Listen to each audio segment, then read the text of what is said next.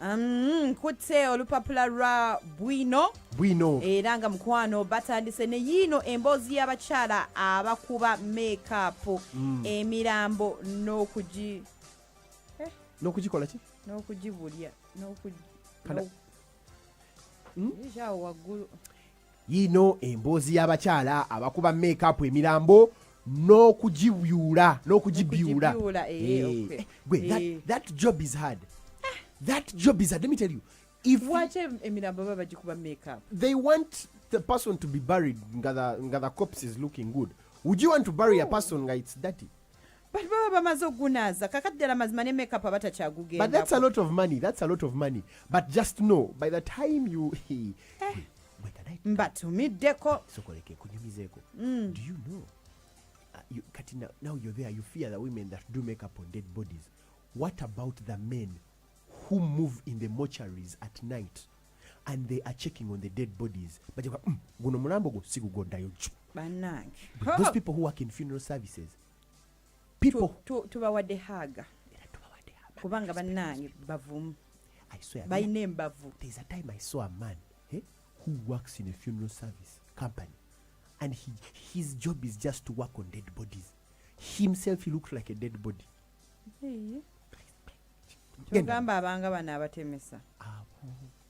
Baberanga babucha. Those people, for them, they don't even fear ghosts. Nga tweyongeddeyo mu bwino bakugamba nti Minister BLB etegeke ssente ez'okuliyirira ab'ebibanja. Byonogera bisanga mu bwino bakugamba nti lwaki pulezidenti teyafulumya enju nga zibwatuse ku CPS ne Parliament. Nga bomu mbuzi bwatuse lwaki bakubye okumpi amakubo mwayita ng'ava n'okuva Entebbe. Omuliro mu lukiiko Ramaje ebitiisa ku jaketi abatujuze beesiba byonogera kubeera ng'obisanga mu lupapula lwa bwino. Naye ng'ate n'enkwatira Daily Monitor ku 12 zokka bakugambye rise of homegrown suicide bombers. Ojja kubeera ng'ate obisomako wabula wano waliwo emmotoka ng'esikibwa breakdown nga eri eyakubiddwa bomu oba ku mmotoka ezimu ezayononese. Bw'oyingirako munda bakugamba nti court orders teaching of sexuality education kituufu nnyo nange nkiwagira wabula era bw'oyingirako munda bakugamba nti police deactivate bomb a day after twin blasts. Kenya head of prisons arrested after a jailbreak. N'ebirala bingi ojja bisanga mu lupapula lwa Daily Monitor. Wano wendi nkutte bukedde bannyanike what's headline in Uganda? Omutwe omukulu gugamba baabano be baakutte ku bbomu. Engeri gye baategedde amannya g'abatujju ebikwata ku battiddwa bbomu. Ono baamusse Musa Mudaadiri eyakazibwako erya Mmoze. Yoyo gwe batidde ekatooke. Banne ba Mmoze be baakutte nga bali ku mpingo wakati mu nkoofiira musirikale. Era kati tutuusa obubaka bwaffe what's warning in Uganda? Okulabula. Tulabula buli muntu eyeetabira mu bikolwa eby'obutujju ebimenya amateeka. Gavumenti yaffe ennungi eri mu kubalinnya kagere ng'omusomesa bw'anaakulinnya kagere mu pureepu ng'odooginze pureepu. Tubalabudde tujja mbizimwe. Tuli banyiivu toyinza kujja n'otandika tukuba bbomu tugenda bakuba. Baabano be baakutte ku bya bbomu byonna bisange mu bukedde ebikwata ku battiddwa bbomu. Abaasinze okufa basirikale. Waliwo n'omwami Bambi Musuubuzi yaziikiddwa ejjo. Injiniya Sande bamuziise e Buyende. Omwoyo gwe Mukama agulamuze kisaamu. Deo Walusimbi akolera ku Queen's Chambers ekiranye we yatulikidde Bambi. Engeri ADF gye yatandika okukwatagana n'abatujju ba ICC.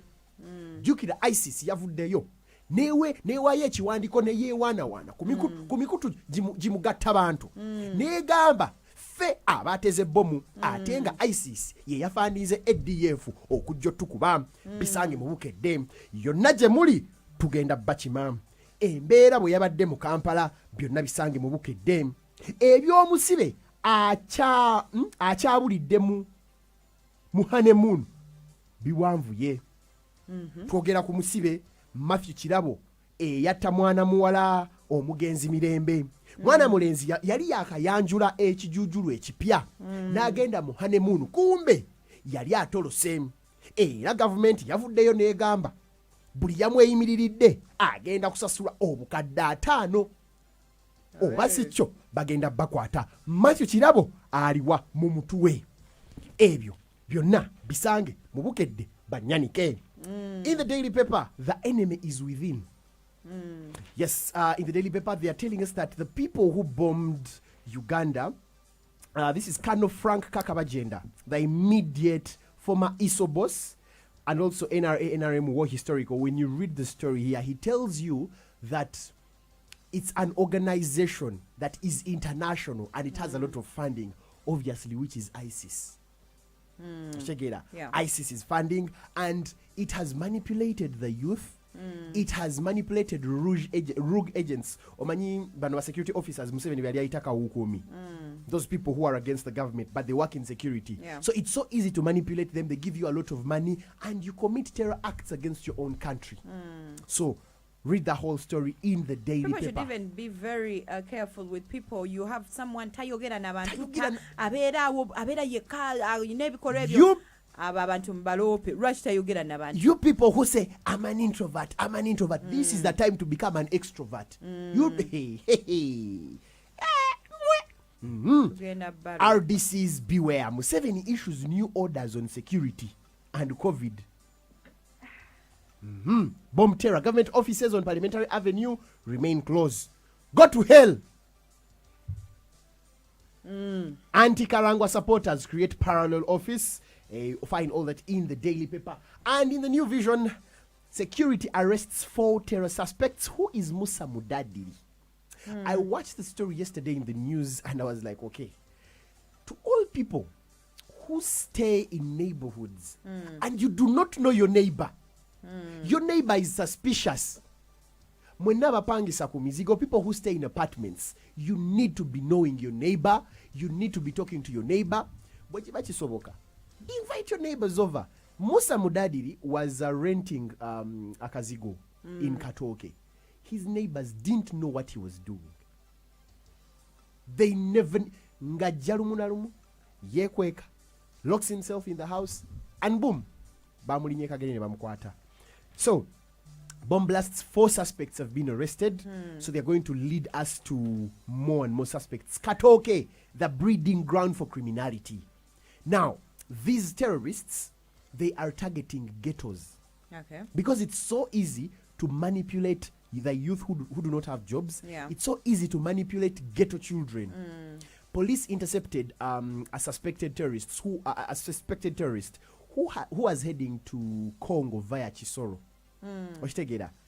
Omaybe he had 4 machine guns. Wow. He put them in a sack of cassava. Kati nateka muogo munji and cassava peelings. There is a way police tracked him. After tracking him, ne bamukwata. Then also police diffused another bomb in around those areas of Kawempe. A man came and just put a bag under a tree. A 10-year-old girl saw it. She ran and screamed. They called police. Police detonated the bomb. Bambi bannange twongere okubeera nga ate twebeereramu. Yeah, anything you see and tokitegeera bulungi nnyo kubira police. Why local youths are falling prey to terrorism? Rapey, why do you think local youths are falling prey to terrorism? They are Tebaagala kukola. the youths, remember during the burial of the late General Paul Lokech, youths are the ones that wanted to bomb people during the burial. Yeah. It is because they are easy to manipulate. Yeah, changu nnyo okubeera nti nno omusuubiza ssente awo nnyingi kubanga ekisokera ddala twagala ebyamangu nti tetwagala kuyita mu process. Twagala kubeera, we want to be on top but we don't want to, to take the the hard roots. Yeah, so baby steps are very important in someone's life because ne woba ofunye sente, you know how to handle. If you realize that more if you take a keen look at so many youths that have gotten money nga just have done up bad deal, era enkwata yaze ebere etyo era zigwawo mu ddakiiko kitegera. Why? Because you're taking a baby step. So let's learn to take baby steps. Let's work for whatever we have. Intine woba otuuseyo katonda n'akikubira n'akikuwa ojja kumanya engeri gye bakwata muki gye bakwata muse naye abaana b'ennaku zino tebakyayagala kukola ate baagala ebiwedde baagala ebyamangu jaga kubeera nga rape tomanyi ne rape gye yava tomanyi kikyakoze kutuuka waali you don't know her story but you want to be like rape.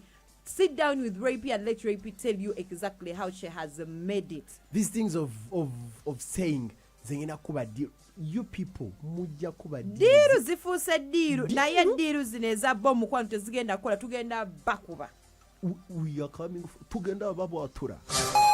There is no better way to start up your morning than waking up to the morning saga. Life does not stop, so you cannot stop. That's why you need a Bushera unlike other Busheras. Start your day with a new Ades Nutri Bushera from the Coca-Cola